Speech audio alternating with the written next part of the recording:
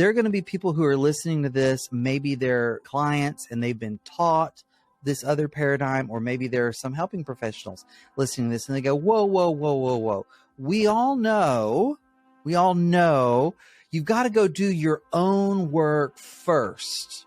Go do your own recovery, your own process first, and then you can come back and do the couples work. And what you're saying is, I've also been saying this for a few years now. I don't know about that. Mm-hmm. What if we can put the relationship front and center in a safe and intentional way, of course, but from the outset? What if the relationship is the context to do the work?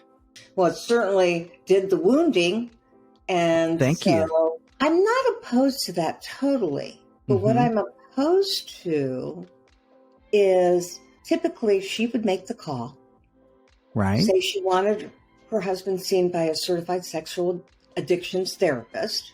Right. And he'd come in and he would tell me she was either kicking and screaming at home or she was in the fetal position. She was so shell-shocked by the trauma of what she was dealing with, and she didn't even know it was trauma. She didn't know that that's what was going on with her brain.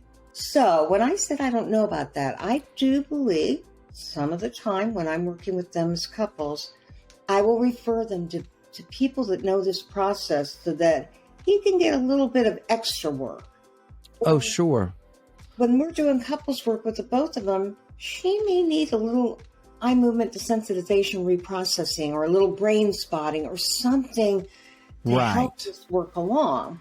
But truly, the premise is they do it together, and then we decide what resources they may need individually, as a couple, in the family.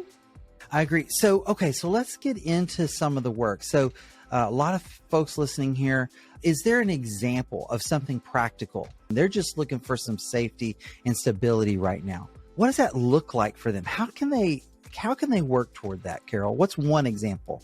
In Help or Heal, I asked him to come up with a willingness list. What is he willing to do to make her feel safe? Yes. And then I realized she really needed to have an opportunity to say what she needed. You know, Jake, oftentimes they're so shell-shocked, they're in so much trauma that they don't know what they need. Their head is spinning. Yes. And so within the safe constraints of the counseling session, we sit down and talk about what is it that you need to feel safer. And one of the best experiences for both of them is that she's not always sure it's fair to ask for what she needs. She doesn't know if it's possible, and she doesn't know if that's too controlling. And to have an IRCM specialist say, oh, whatever you need, we'll have to get a buy-in from him, but let's talk about this together. The men that I work with really will do whatever it takes. So the second part of that exercise is that she adds to that list. They talk about how he can provide that to her, which is that early recovery couples work. And then they go home and try it and come back and talk about the solution. You know, how did it work? What needs to be tweaked?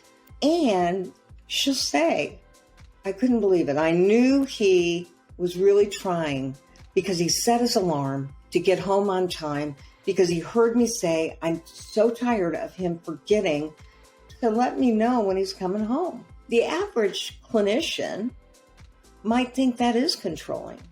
But what we know is that our couples need extreme measures to be back into that world of safety, and they don't always have to practice that.